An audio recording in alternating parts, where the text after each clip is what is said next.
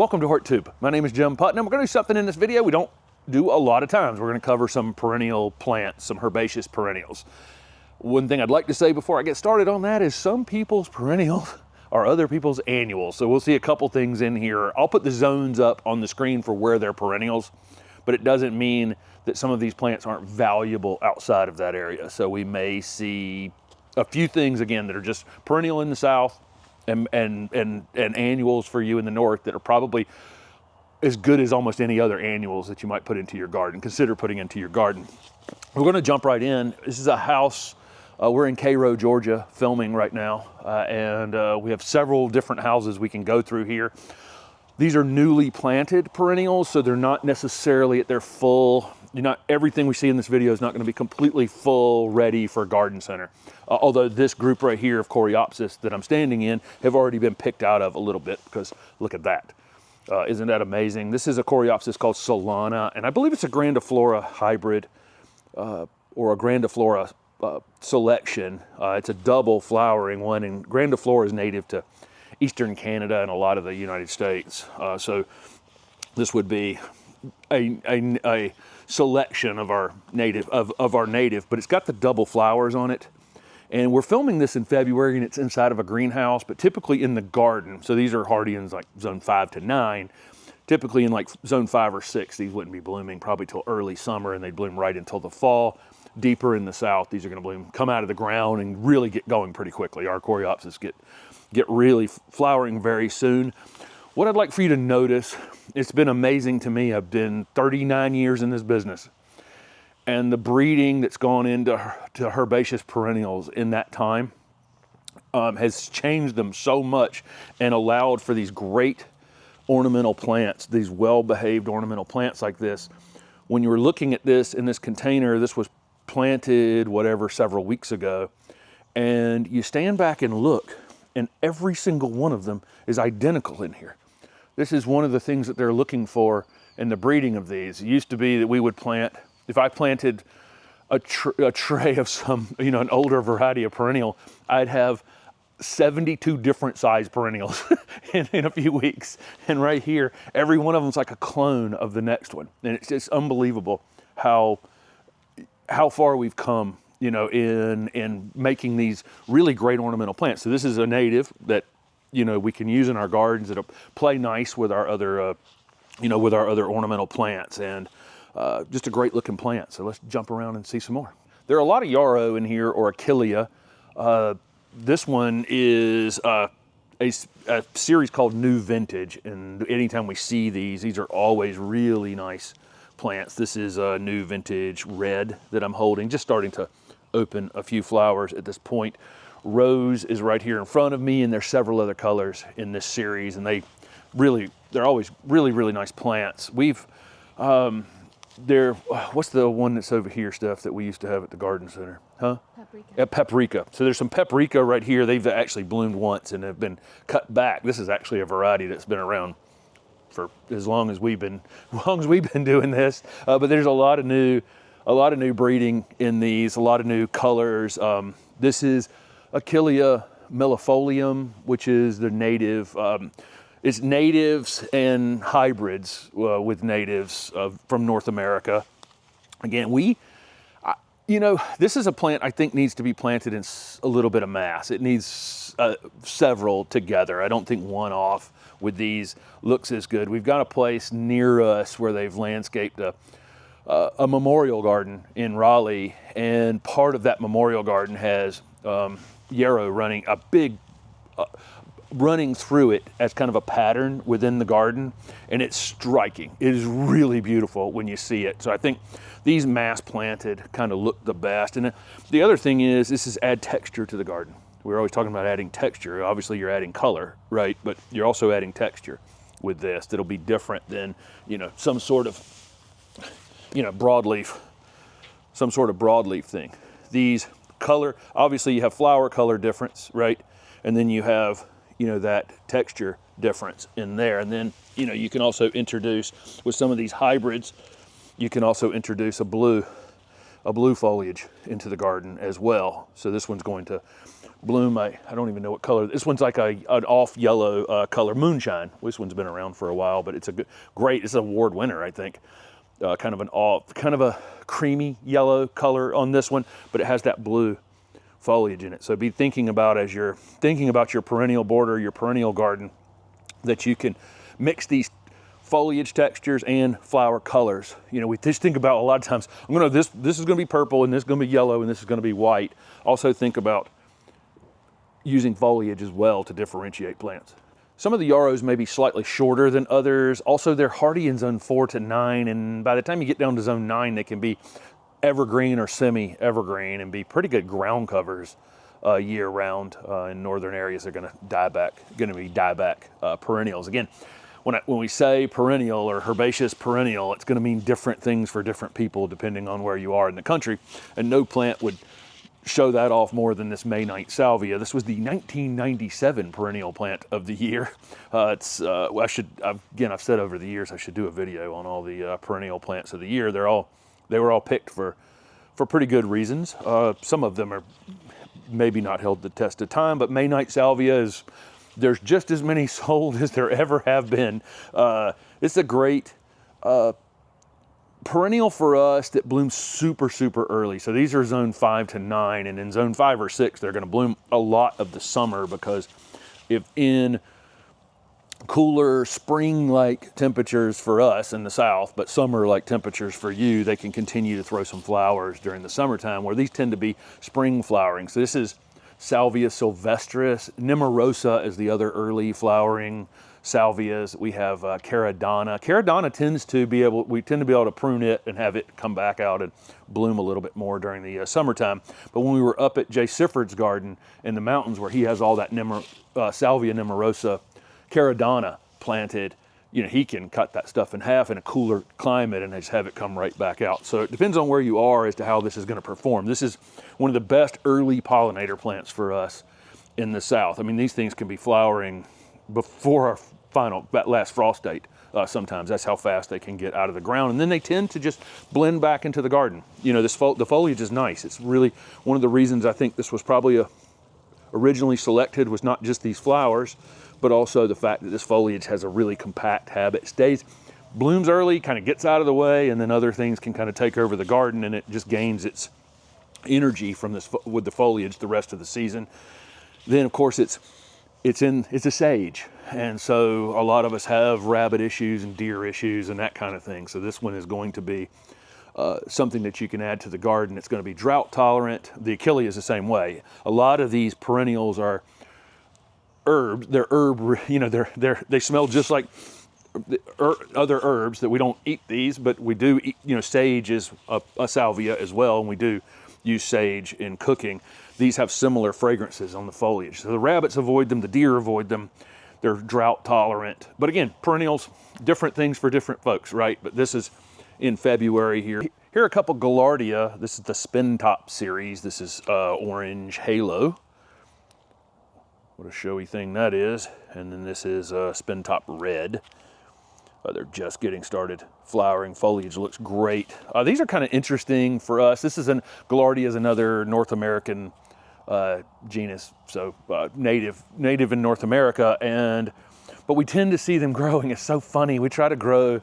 I don't see Gaillardia necessarily doing all that well in our Raleigh gardens in the clay-based soil.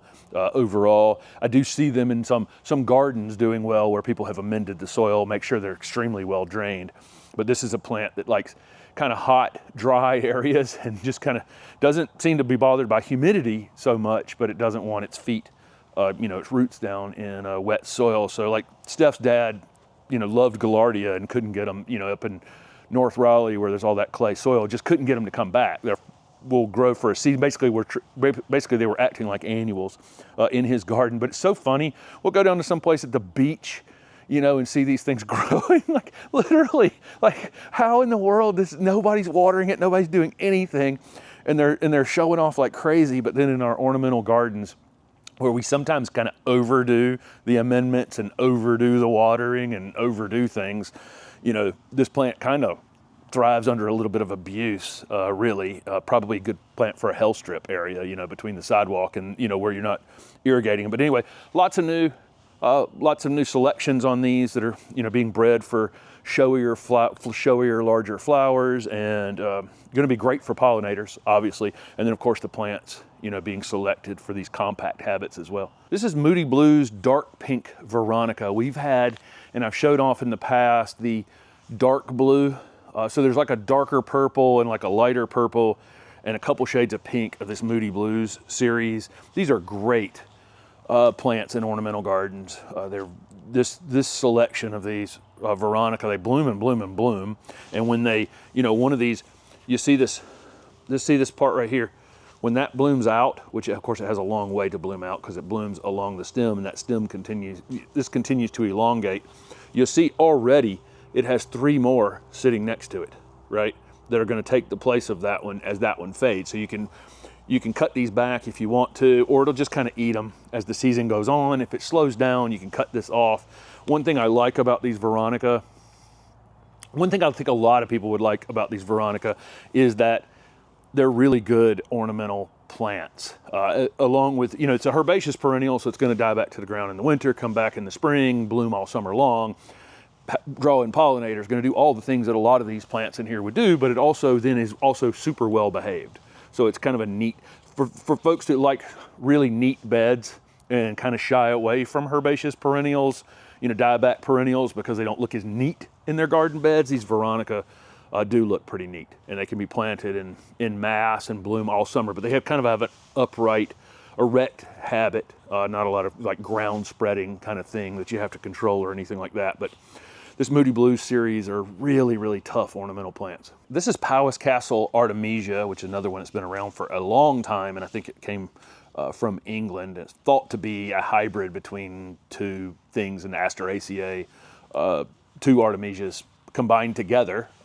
This one rarely blooms. It's kind of interesting. So it's in the sunflower family with coneflowers and black-eyed Susans and the Coreopsis that you saw already, and lots of other things that we use for herbaceous perennials, but it rarely blooms. So it'll occasionally throw a bloom here or there, but it's really grown for the foliage and the texture. So again, thinking about our perennial borders and adding other things than just colorful flowers to it. So you get a, you know, adding texture to the garden, and this blue-green foliage. These things kind of like it hot and dry. The one place you'll fail with Artemisia is having wet feet.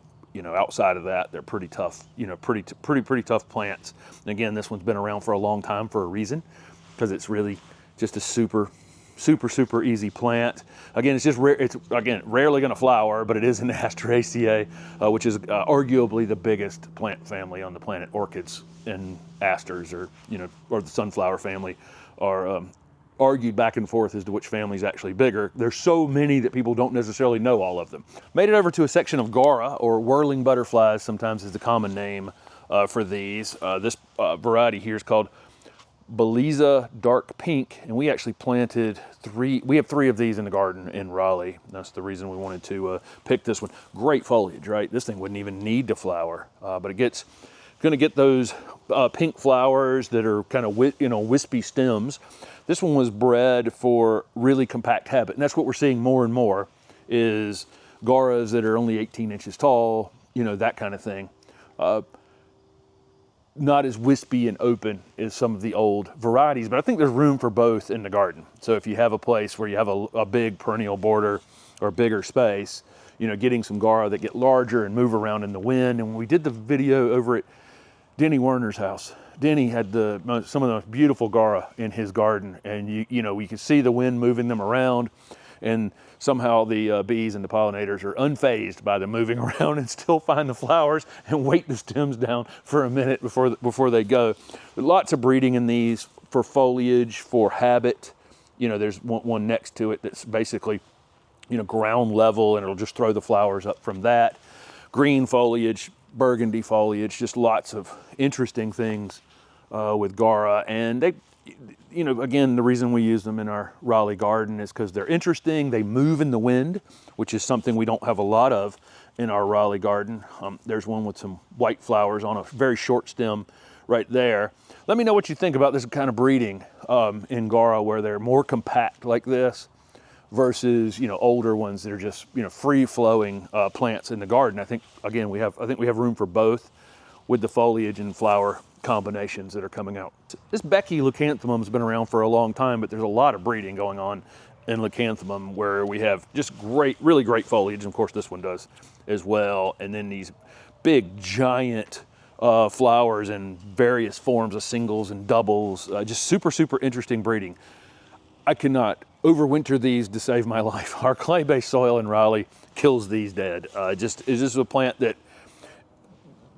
that dies from winter wet. So some of these herbaceous plants, you know, they sink under the ground for the winter time, and, you know, they're perfectly fine in whatever conditions. They're able to survive most conditions, but a lot of them were from areas that are just drier. And so we don't have any luck with Leucanthemum. I may start to think about, on some of these winter wet perennials, maybe coming up with a different area, maybe where we mound some of them up, because I love these plants. These plants are gorgeous. The flowers are unbelievable. They're great, you know, cut flowers, just great plants. But again, if I plant them flush in our clay soils, they just don't come back for us. They're hardy in zone 5 to 9, and so again, if you have well-drained winter space, you know, these Leucanthemum are absolutely beautiful. And this is Becky, but there are a ton out there that they're all beautiful. I see them at the shows and I go, why can't I grow them? I just don't understand it. But again, it's our clay in the winter time. There's some Homestead Purple Verbena next to this, and I'll say this has been around forever and ever, and I would have, so I've thought about before, I wonder how many millions of Homestead Purple Verbena actually have sold in the last 40 or 50 years. I'm pretty sure Dr. Armitage was involved in this, and again, there's been millions sold a year forever and ever. There has been some breeding in these. So my thing with with these types of Verbena is that in well-amended spaces, they're really good perennials for maybe a couple of seasons, and then there's some decline in the middle of them and they just don't look as good. So I would treat these, you know, I think if we went into them with the mindset that this plant is going to be really, really good for a couple of seasons and then we're going to tear it out, then it's in a, you know, it's not the most expensive thing. So, you know, it's no more expensive than probably an annual of equal size. And then you can get a couple seasons out of it. I think it's probably a better approach, because they do, to me, in time, they don't look all that great in our landscapes. Now, with that said, that Endurascape series, and I know they're in the Southern Living Plant Collection, that red Endurascape Verbena is just an unbelievable plant. And I had it at the old house, and I've meant to put some in at the new house, especially in really, really tough conditions out by the road. I think I could grow that Endurascape variety, but they just hold up much better in our summer heat. Overall, that's the reason they were selected. But Homestead Purple Verbena continues to be grown in big, big numbers, and people continue to buy it. But again, I would just think about it as an annual, as a plant you can put in a hanging basket or put in a container or put in a pretty highly amended space, and just let it just go crazy for a season. And if it doesn't look great the next season, pull it out and get another one. This is a hybrid Coreopsis. This is this Uptick series that I think it's from Darwin Perennials. That comes in several different colors. This one's yellow with a red center, and there's a solid yellow one. There's a kind of creamy one with a little bit of red in it. I think there's like 5 of these. I saw these in full bloom up in Chicago last year. These are really good, really, really rugged, tough perennials. Again, they're small here. They're budded up. I mean, even this small plant right here will start throwing flowers pretty early. Again, these are probably a month away from ending up in a garden center. But I really like these. Again, this is a well-behaved Coreopsis for the garden. It blooms a long time, invite tons of pollinators in. I think the foliage looks great. When I was up at the trials up in Chicago for a lot of the Darwin perennial stuff, and having them sitting next to other things in the Darwin, it's the only display garden I've ever seen where they put everybody else's stuff right next to their stuff. So you could see clearly, what something looked like, and these were a real standout in that garden up in Chicago. Dianthus is a big group of, some are sold as perennials, and a lot of breeding, you know, has gone into it. This is Fire Witch over here, which I know is a German hybrid that I grew and sold for years. Beautiful plant, right? I mean, the foliage is beautiful. The flowers are beautiful sitting up on top of it. Lots of different breeding on this. And then of course there's Dianthus that are sold as basically annuals that we'll see planted sometimes in the south in the fall, and our Dianthus will bloom right through the winter. And we have several Dianthus that other folks would probably grow as summer annuals in the north that actually stay evergreen in the south as perennials. And then there's this type of Dianthus that you'll see on the perennial tables that I have a terrible time with.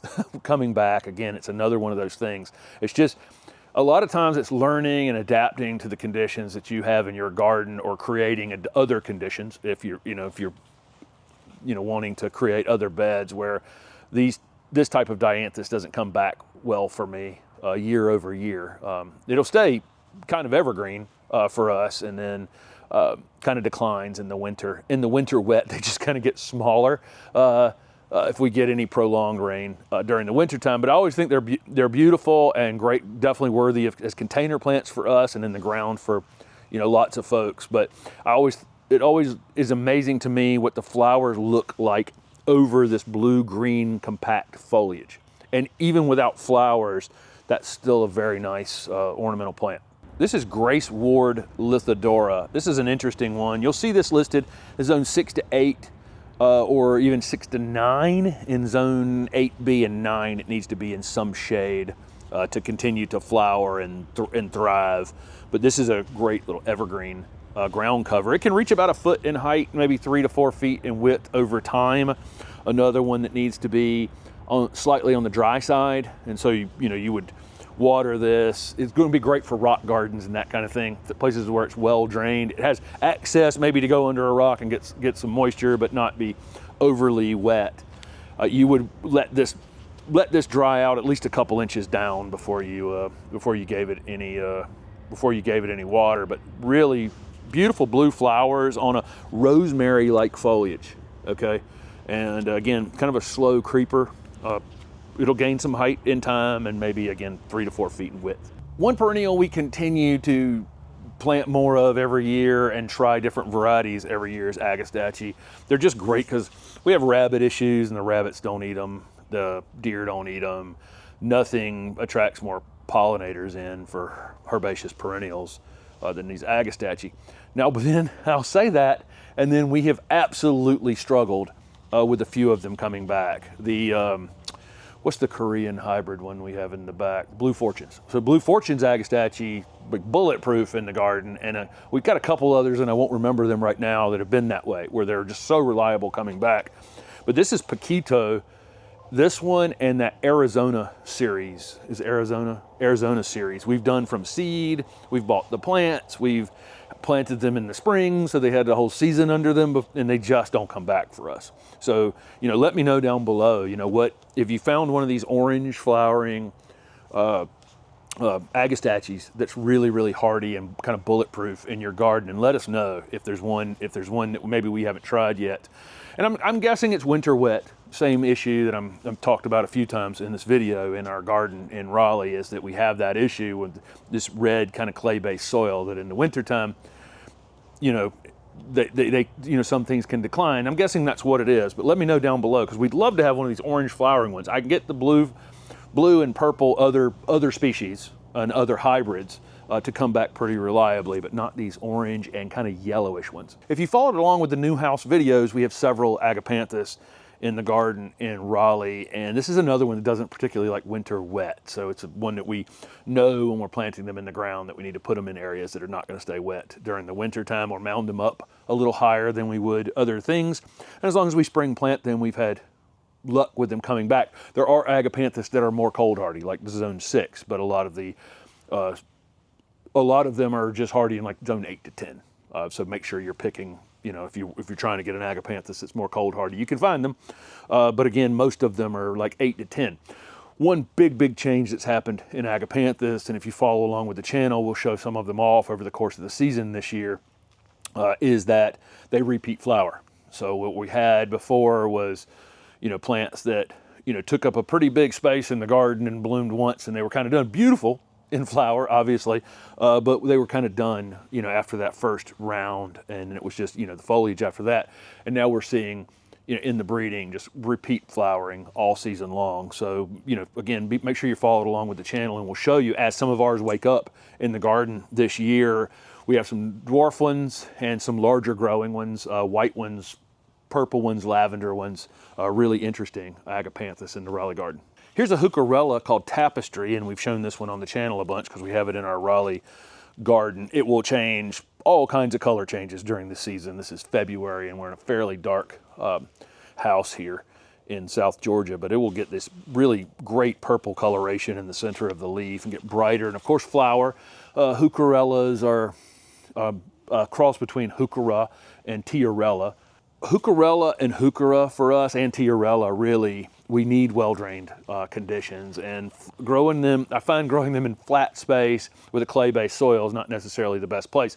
We did that video with Jay Sifford over in Charlotte, and he had all the Heucheras planted on a slope in the front of that beautiful Charlotte garden tour. If you haven't seen that, you can look it up on the channel, just Charlotte garden tour, I'm sure would be enough with HortTube, and you'd find that video. That video's been watched a lot. That garden's beautiful, but planting that Heuchera on that bank in Charlotte, it just is absolutely stunning. How big the leaves are, how great it looked overall.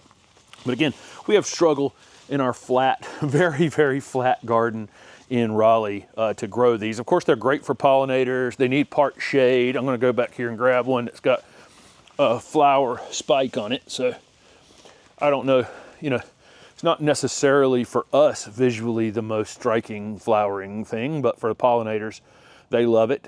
And for us, it's about that foliage and all the different foliage colors we can get.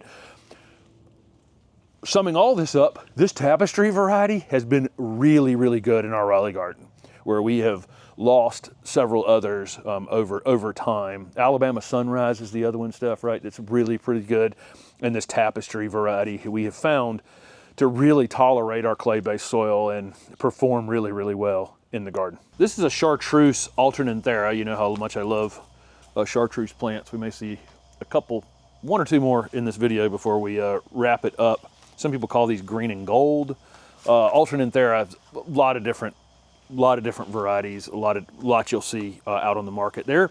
These are hardy in like zones 8 to 10. Some people will use these as annuals in the north, and then you can bring them in. You can try to keep them over winter if you want to.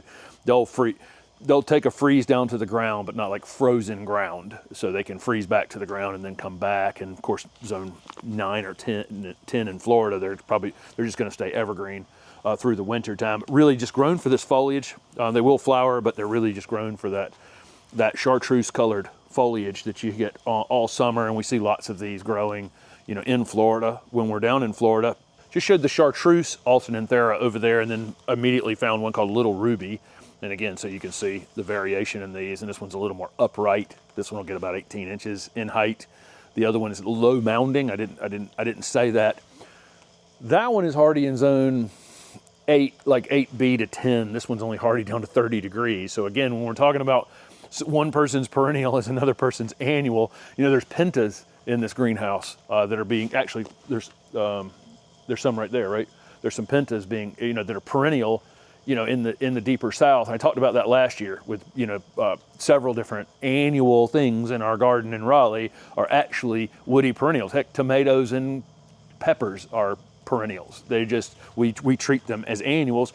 The Mexican heather down here below my feet, the vast majority of folks in the country would be using this for annual color, maybe in a container, because they just bloom and bloom and bloom, and they're easy plants to use as annuals. But of course, folks in the deep south, this is, you know, these are cold hardy down to about 20 degrees, 15 degrees maybe if it was well established. But so for somebody in the deep south, this is a perennial. And for somebody in a northern area, I wouldn't shy away from using this as an annual, because there's nothing really easier than Mexican heather to get color and texture and green foliage during the summertime.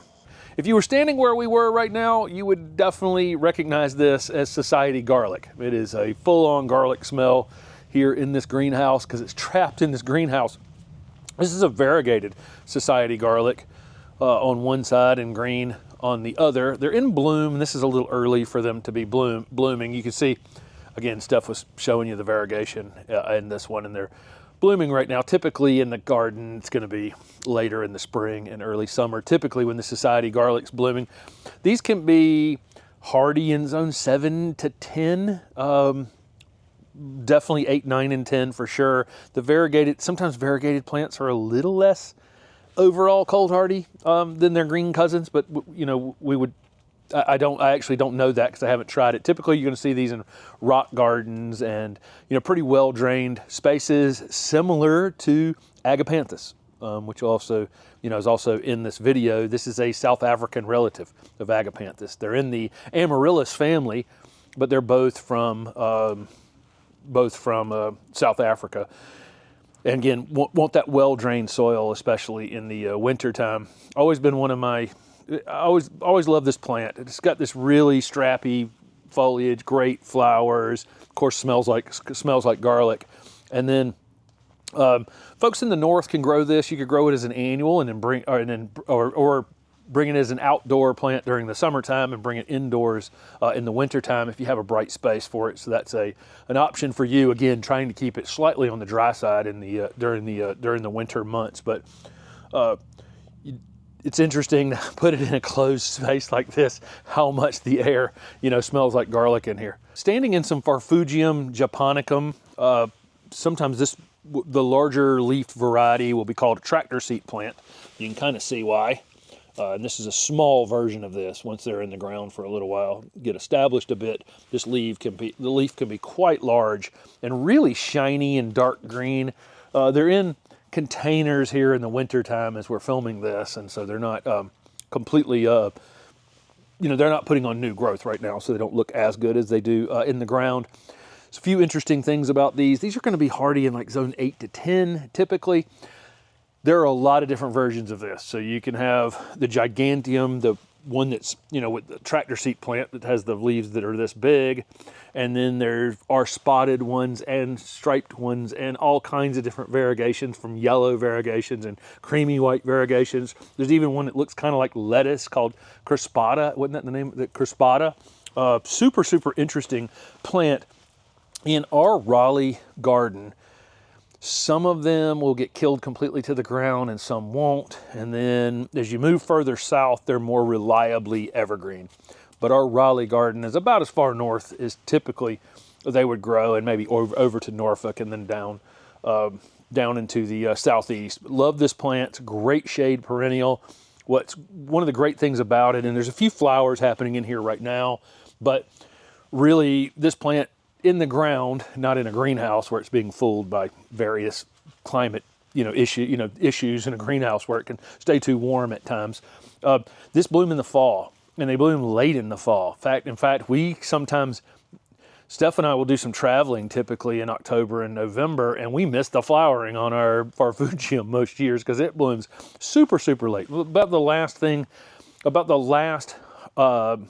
herbaceous or non-woody plant in the garden to bloom every year. And the pollinators absolutely take full advantage of that. Despite this being a Japanese, or Asian native, these flowers are great for native and honeybees, which are not native, and other native bees take advantage of it, of this Farfugium. It's just an interesting plant. I don't think, again, as it warms up in the next few weeks and these get some new growth on them, they'll look much better as they go out to retail. It's just a winter, kind of a winter look on them right now. This place has a ton of perennials. Again, we're filming this in late February, so these are all going to be ready for retail for the spring for various garden centers.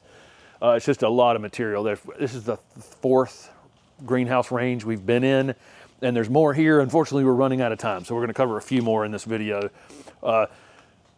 Aloe is an interesting perennial. We keep our aloes in containers. There's 2 from the Southern Living Plant Collection. We have both of them, Safari Sunrise and Safari Rose, I think they're called. These are house plants, of course, in the wintertime for us. We just have to keep them on the dry side. This is another thing that's not like winter wet at all. So when we bring it inside and a little less light, it needs to be on the drier side and the brightest window you can find, but we need to leave them outside long enough to get them to flower. Okay, you can see this one has had a flower spike on it earlier. So what we do is we leave our aloe outside all summer long in a container, and then we leave it out until it's gotten some cold on it in the fall. Not 20 degrees, but certainly something near 32 is okay. That triggers the flowering on them, and then they just get absolutely covered up in flower spikes in the fall. And we've seen hummingbirds and other things visiting these flowers. They're quite showy. Another thing lots of people will use as a ground cover in their garden or in containers, probably better in a container because it can take over a little bit, is creeping jenny. And we have creeping jenny in a spot in our front garden that is in a slightly more moist area. It typically likes a little bit moist conditions, that we just grab a handful of in the spring and put it in some containers. And then we have to control that area just a bit occasionally because it can get a little bit out of control. They're hardy in zone 4 to 8, maybe 4 to 9. They die back, some winters for us in zone 8, they'll die back a lot and sometimes not much at all. This winter we've had a real winter and it's died completely back to the ground. Although if I looked long enough, I could probably find some still there that hasn't died back completely to the ground. Obviously in colder areas, it's going to be a dieback perennial. Again, it likes moist areas and it can get a little aggressive in your beds if you're not careful. So it's probably better, suited as a, as a spiller plant in your containers, where you'd have, some sort of thriller in the middle of it and then something spilling over the edge of it. But creeping jenny, super, super common. You're gonna see it at every garden center you go to, every box store you go to. But be careful with it. If you put it in the wrong area, it can really start to get out of control on you pretty quick. We'll wrap this video with Lantana, and I think that really, this is one that kind of solidifies what I've been saying about one person's annual is another person's perennial. And it could be another person's invasive. So in parts of Florida, Lantana's some species of Lantana can be invasive, although we have a native Lantana to the south as well. But some of these can be invasive. We have, I could probably name on both hands the varieties that I can pretty confident will come back in the Raleigh area if they're spring planted and have the whole season. This yellow bandana, this is one that actually will come back for us. And then Miss Huff and that Chapel Hill Miss Huff that we've actually pulled out this year, and several others that are perennial that I've talked about over the years. This one right here is called Anne Marie, and I don't believe it would be one that would come back for us, but look how colorful that is. So the one thing with Lantana here is it's another one that the deer won't eat and other things won't eat, and they're just bulletproof in the garden. So if you buy one of these in a 3-inch pot or a trade gallon container like this, again, they'll be bigger by the time they go out to retail. But if you buy one of these wherever you live in the country, this thing's gonna bloom nonstop until a freeze kills it in the fall, in northern areas. So I don't think you're gonna get much out of any other annual more than this. And again, it comes in whites, yellows, various pinks and purples and all kinds of colors, and then a lot of these kind of bicolor, tricolor ones as well, like Miss Huff is an example of that. And that one tends to be hardy into like zone 7B, as long as it's become woody and really, really established itself in the garden. So I wanted to show off Lantana at the end because I believe this is a worthy annual for everybody living in the north, a worthy perennial for those of us living in the mid-Atlantic and a little further south, and probably some of the non-native species should probably be avoided in middle to south Florida just because of their invasive tendencies. But nothing will give you more color in the garden over the course of a season. And I have videos on pruning Lantana and moving Lantana and getting rid of Lantana, all kinds of Lantana videos on the channel if you want to learn more about Lantana. So thank you guys so much for following along with these this perennial hop around. There were a lot of other things to cover, but again, we got to get on the road because we're heading to tour another nursery. And let us know down below if this is the type of video that you like for us to do. Thanks for watching.